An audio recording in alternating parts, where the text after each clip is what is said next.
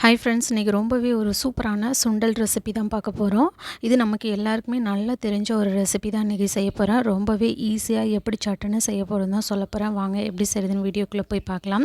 இந்த ரெசிபி செய்கிறதுக்கு தேவையான மசாலா ரெடி பண்ணிக்குவோம். அதுக்கு 2 மீடியம் சைஸ் வெங்காயத்தை இந்த மாதிரி கட் பண்ணிக்கிறேன். இது கூடவே ஒரு தக்காளி, அதையும் கட் பண்ணிக்கிறேன் இந்த மாதிரி. இது கூடவே கொஞ்சமாக பூண்டு, கொஞ்சமாக இஞ்சி, ஒரு பச்சை மிளகாய் சேர்த்துக்கிறேன். இது கூடவே ஒரு 1 டீஸ்பூனுக்கு உடச்சக்கல்லை சேர்த்துக்கிறேன். இப்போது இது எல்லாத்தையும் நல்ல ஒரு ஃபைன் பேஸ்ட்டாக அரைச்சி எடுத்துக்கோங்க. இப்போது இன்னொரு பேனில் ஒரு 2 டேபிள் ஸ்பூனுக்கு ஆயில் சேர்த்துருக்கேன். இந்த ஆயில் கூடவே ஒரு 1 டீஸ்பூனுக்கு ஜீரகம் தாளிக்கிறதுக்கு போட்டிருக்கேன். கொஞ்சமாக கருவேப்பிலை போட்டிருக்கேன். இப்போது நம்ம ஆல்ரெடி அரைச்சி வச்சுருக்க அந்த பேஸ்ட்டை இது கூட ஆட் பண்ணி அந்த எண்ணெயிலே ஒரு முறை நல்லா வதக்கிக்கலாம். இப்போது இந்த எண்ணெயிலே ஒரு 2 நிமிஷத்துக்கு நல்லா வதக்கிக்கோங்க. அதோட பச்சை வாசனையெல்லாம் நல்லா போயிடும். இப்போ இதோட பச்சை வாசனை போனதுக்கப்புறம் இதுக்கு தேவையான மசாலா சேர்த்துக்கிறேன். ஒரு 1/4 டீஸ்பூனுக்கு மஞ்சத்தூள், ஒரு 1 டீஸ்பூனுக்கு கரம் மசாலா, காரத்துக்கு தேவையான அளவு மிளகாத்தூள் சேர்த்துக்கோங்க. இப்போ இது எல்லாத்தையும் நல்லாவே வதக்கிக்கலாம்.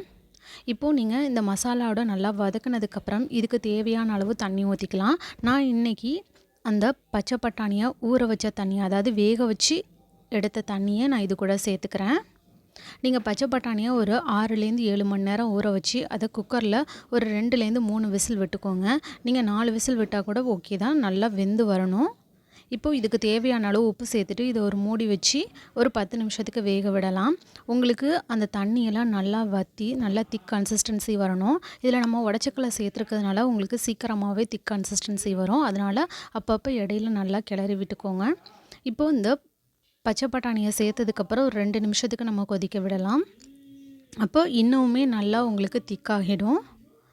இப்போது உங்களுக்கு ஓரளவுக்கு திக்கானதுக்கப்புறம் நீங்கள் இந்த மாதிரி ஒரு மத்து வச்சு அதை நல்லா மசிச்சு விட்டுக்கோங்க.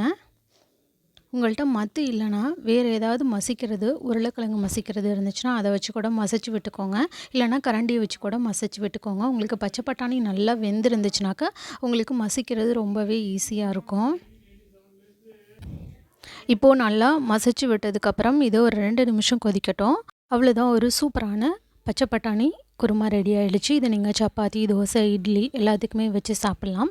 இல்லைனா நீங்கள் பானிபூரி இருந்துச்சுன்னா கூட அது கூட நீங்கள் சர்வ் பண்ணி சாப்பிட்லாம். ரொம்பவே நல்லாயிருக்கும். ரொம்ப டிஃப்ரெண்ட்டான ரெசிபியும் கூட. நீங்கள் ஒரு 10லேருந்து 15 நிமிஷத்துக்குள்ளே இந்த ரெசிபியை ரெடி பண்ணிடலாம். இப்போது இந்த காரத்தை பேலன்ஸ் பண்ணுறதுக்காக ஒரு துண்டு நான் வெல்லம் சேர்த்துக்கிறேன். இது மேலே கொஞ்சமாக கொத்தமல்லியும் தூவியிருக்கேன். அவ்வளோதான், ஒரு சூப்பரான சைட் டிஷ் ரெடி ஆகிடுச்சு. நீங்களும் ட்ரை பண்ணி பாருங்கள். ட்ரை பண்ணி பார்த்துட்டு உங்களோட கமெண்ட்ஸை சொல்லுங்கள். தேங்க்ஸ் ஃபார் வாட்சிங். DD shine recipes and tips சேனலை லைக் பண்ணுங்கள், ஷேர் பண்ணுங்கள், சப்ஸ்கிரைப் பண்ணுங்கள். உங்களுக்கு இந்த ரெசிபி பிடிச்சிருந்துச்சுன்னா உங்கள் ஃப்ரெண்ட்ஸ் அண்ட் ஃபேமிலிஸ் கூட ஷேர் பண்ணுங்கள். நாளைக்கு இதே மாதிரியான ஒரு டிஃப்ரெண்ட்டான ரெசிபியோடு உங்களை மீட் பண்ணுறேன். பாய்.